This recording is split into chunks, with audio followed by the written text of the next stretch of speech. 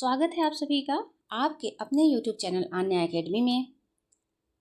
अभी तक हम लोगों ने छायावाद से कुल 300 प्रश्नों को कवर किया है। अब इसी की श्रृंखला को आगे बढ़ाते हुए चलिए 301 के बाद 302 प्रश्नों को देखते हैं। इससे आपकी प्रैक्टिस सेट बहुत ही मजबूत हो जाएगी। और वीडियो शुरू करने से पहले मैं चाहूँगी कि प्लीज़ अगर आप वीडियो पे नए हैं तो प्लीज़ चैनल को सब्सक्राइब कीजिए। कल्याणी प्रसाद कृत किस नाटक की पात्रा है? तो कल्याणी प्रसाद की चंद्रगुप्त नाटक की पात्रा है। और निम्नलिखित उपन्यासों के लिए उपयुक्त उपन्यासकार पर चलिए चिन्ह लगाते हैं।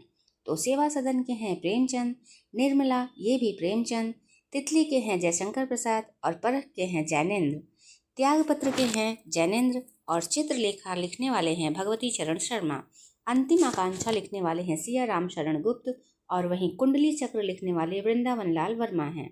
और निरूपमा के लेखक हैं निराला, विराटा की पद्मिनी इसे लिखा है वृंदावन लाल वर्मा ने और अप्सरा को लिखा है सूर्यकांत त्रिपाठी निराला ने। राम रहीम को लिखा है राधिका रमण प्रसाद सिंह ने।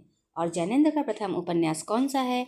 तो जैनेन्द्र का जो प्रथम उपन्यास है उसका नाम है परख। निम्न में से जैनेन्द्र का कौन सा उपन्यास छायावाद युग का नहीं है? तो छायावाद युग का जो जैनेन्द्र का उपन्यास है उसमें आता है आपका परख, सुनीता और त्यागपत्र, और जो नहीं है वो है सुखदा। निम्न में से वृंदावन लाल वर्मा का कौन सा उपन्यास सामाजिक उपन्यास है? तो प्रतिज्ञागत।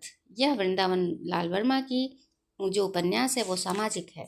शैतानी की आंखें किसका अनुदित उपन्यास है? तो राहुल सांकृत्यायन का यह एक अनुदित उपन्यास है जिसका नाम है शैतानी की आंखें। 3 वर्ष उपन्यास के लेखक कौन है? तो 3 वर्ष उपन्यास के लेखक का नाम है भगवती चरण वर्मा। गोदान का गोबर किस वर्ग का प्रतिनिधित्व करता है? तो गोदान में जो गोबर वर्ग मुंशी प्रेमचंद ने कहा है वो नई रूढ़ी विरोधी पीढ़ी के किसान युवक का है। और प्रेमचंद का सबसे प्रसिद्ध और अंतिम उपन्यास कौन सा है? तो प्रेमचंद का सबसे प्रसिद्ध और अंतिम उपन्यास है जिसका नाम है गोदान।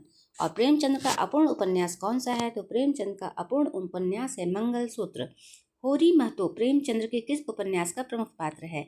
तो होरी महतो प्रेमचंद के गोदान उपन्यास का प्रमुख पात्र है। गोदान का कौन सा पात्र प्रेमचंद के प्रगतिशील विचारों का वाहक माना जाता है? तो प्रोफेसर मेहता ये हैं गोदान के पात्र जो प्रेमचंद के प्रगतिशील विचारों के वाहक माने जाते हैं। और गोदान का प्रकाशन वर्ष क्या है? तो 1936 ये है गोदान का आपका प्रकाशन वर्ष। सूरदास प्रेमचंद के किस उपन्यास का पात्र है? तो सूरदास प्रेमचंद के रंगभूमि उपन्यास का पात्र है। भगवती चरण वर्मा के किस उपन्यास में पाप पुण्य की व्याख्या को आधार बनाया गया है? तो भगवती चरण वर्मा के चित्रलेखा उपन्यास में पाप पुण्य की व्याख्या को आधार बनाया गया है। निम्न में से किसके उपन्यास गांधीवादी दर्शन पर आधारित होते हैं? तो सिया राम शरण गुप्त के सभी उपन्यास गांधीवादी दर्शन पर आधारित होते हैं। हिंदी में मनोवैज्ञानिक उपन्यासों की परंपरा का पुरस्कारकर्ता किसे माना जाता है? तो हिंदी में मनोवैज्ञानिक उपन्यासों की परंपरा का पुरस्कर्ता जैनेन्द्र को माना जाता है। मृणाल जैनेन्द्र के किस उपन्यास की पात्र है? तो जैनेन्द्र ने जो त्यागपत्र लिखा है उसकी पात्र का नाम है मृणाल। और प्रतिज्ञा प्रेमचंद के किस पूर्व लिखित उपन्यास का परिष्कृत रूप था? तो प्रेमा अर्थात 2 सखियों का विवाह इसका परिष्कृत रूप था। हिंदी कथा साहित्य की मनोरंजन के स्तर से उठाकर जीवन के साथ जोड़ने का प्रथमतः प्रयास किसका है? तो ये है मुंशी प्रेमचंद जी का। और प्रेमचंद का कौन सा उपन्यास ग्रामीण जीवन और कृषि संस्कृति का महाकाव्य कहलाता है? तो गोदान को ग्रामीण जीवन और कृषि संस्कृति का महाकाव्य कहते हैं। प्रगतिशील लेखक संघ की स्थापना किस वर्ष हुई? तो प्रगतिशील लेखक संघ की स्थापना 1936 ईस्वी में हुई। निम्न में से किस पत्र पत्रिका में नारी विषयक समस्याओं और लेखिकाओं को प्राथमिकता दी जाती है? तो चांद को दी जाती है। हिंदी में दैनिक पत्रों की परंपरा का सूत्रपात करने का श्रेय किस पत्र को है? तो वो है भारत मित्र। गांधी जी के असहयोग आंदोलन का समर्थन करने वाले पत्रों में कौन सा पत्र अग्रणी समझा जाता है? तो उसका नाम है स्वतंत्र। क्या लिखो निबंध के निबंधकार कौन है? तो क्या लिखो निबंध के निबंधकार का नाम है पद्मलाल पुन्नालाल बख्शी। प्रेमचंद के समकालीन कहानीकार नहीं है। तो प्रेमचंद के जो समकालीन कहानीकार हैं वो जयशंकर प्रसाद भी हैं, चतुरसेन शास्त्री भी हैं और सुदर्शन भी हैं। जो नहीं है उनका नाम है यशपाल। निम्न में से कौन प्रेमचंद की परंपरा के कहानीकार माने जाते हैं? तो सुदर्शन जो है वो प्रेमचंद की परंपरा के कहानीकार माने जाते हैं। मछुआ कहानी के लेखक कौन है? तो मछुआ कहानी के लेखक का नाम है जयशंकर प्रसाद। प्रेमचंद्र की पहली कहानी कौन सी है? तो प्रेमचंद की जो पहली कहानी है उसका नाम है सौत। प्रेमचंद्र की पंच परमेश्वर कहानी किस वर्ष प्रकाशित हुई? तो प्रेमचंद्र की पंच परमेश्वर कहानी 1916 ईस्वी में प्रकाशित हुई। प्रेमचंद की पहली कहानी का नाम जो सौत है वो किस कहानी, उस कहानी का प्रकाशन वर्ष क्या है? तो उस कहानी का जो प्रकाशन वर्ष है वो है 1915 ईस्वी। झबरा कुत्ता प्रेमचंद की किस कहानी का पात्र है? तो झबरा कुत्ता पूस की रात की कहानी का पात्र है। प्रेमचंद्र की अंतिम कहानी कौन सी है? तो कफन प्रेमचंद्र की अंतिम कहानी का नाम है। घीसू और माधव प्रेमचंद की किस कहानी के पात्र हैं? तो घीसू और माधव कफन के पात्र हैं।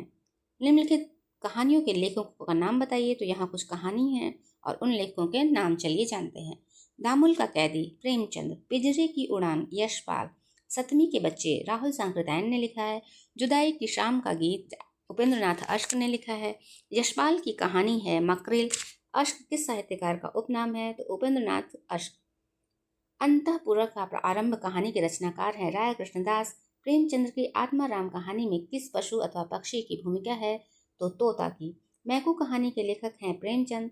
प्रेमचंद ने किस प्रकार की कहानियां न के बराबर लिखी है? तो वो है ऐतिहासिक।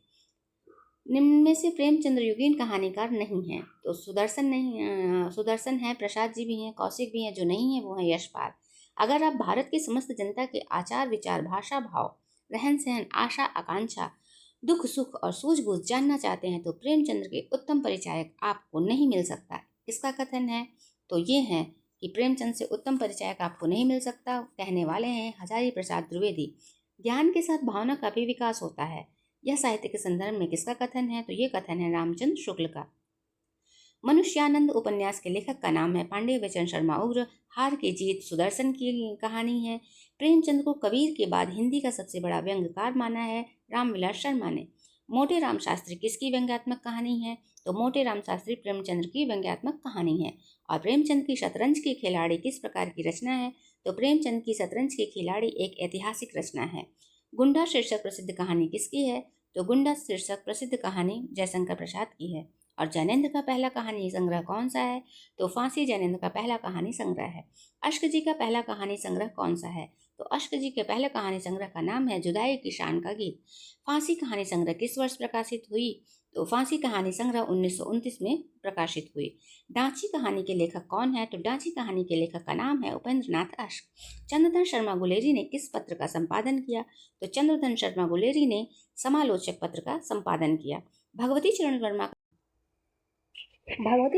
का चित्रलेखा उपन्यास किस वर्ष प्रकाशित हुआ? तो भगवती चरण वर्मा का चित्रलेखा उपन्यास 1934 ईस्वी में प्रकाशित हुआ। और चित्रलेखा काव्य संग्रह के रचयिता कौन है? तो चित्रलेखा काव्य संग्रह के रचयिता हैं राम कुमार वर्मा। सप्त सरोज किसका कहानी संग्रह है? तो सप्त सरोज प्रेमचंद्र की कहानी संग्रह है। बच्चन की मधुशाला किस वर्ष प्रकाशित हुई? तो बच्चन की मधुशाला 1935 ईस्वी में प्रकाशित हुई। और मधुशाला क्या है? तो मधुशाला एक काव्य है। दिनकर जी की रेणुका की विधा क्या है? तो दिनकर जी की रेणुका की विधा काव्य है।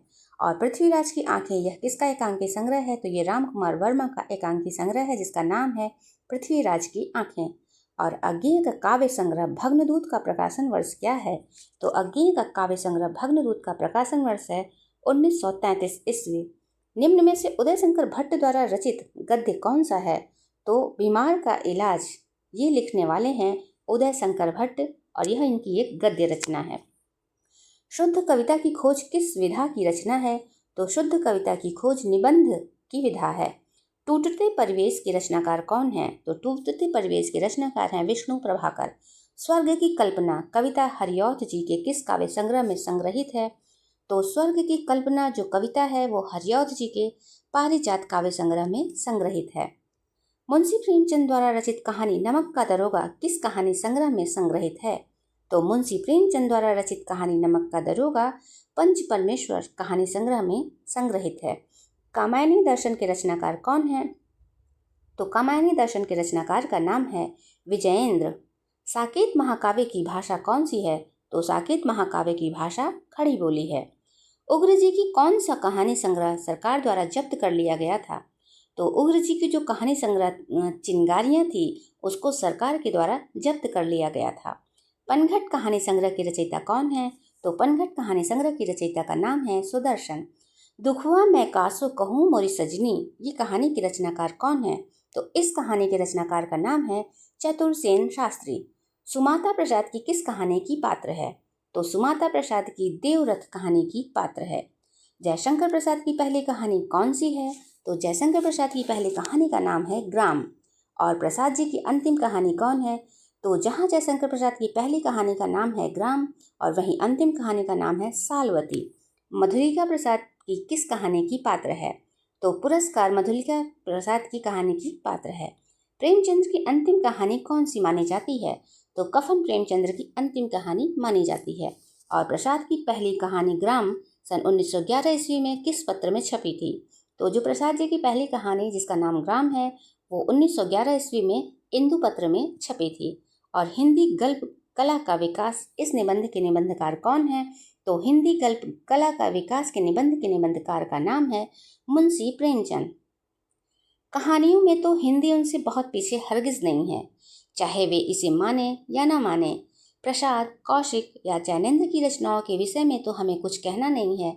उनकी चुनी हुई चीजें किसी भी विदेशी साहित्यकार की रचनाओं से टक्कर ले सकती है। पाश्चात्य कहानी साहित्य से हिंदी कहानी की तुलना के संदर्भ में यह कथन किसका है? तो ऐसा कहने वाले थे मुंशी प्रेमचंद जी। और तावान किसकी कहानी है? तो तावान जयशंकर प्रसाद की कहानी है। रक्षाबंधन की कहानी के लेखक कौन है? तो रक्षाबंधन कहानी के लेखक का नाम है कौशिक।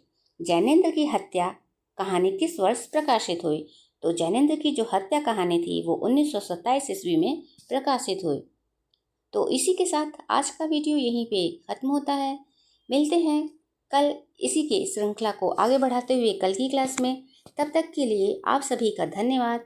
और प्लीज़ चैनल को सब्सक्राइब कीजिए, लाइक कीजिए, शेयर कीजिए। और किसी तरह का कोई बात हो, जिस तरह का वीडियो आप लोग चाहते हो, तो प्लीज़ कमेंट बॉक्स में मुझे ज़रूर बताएं।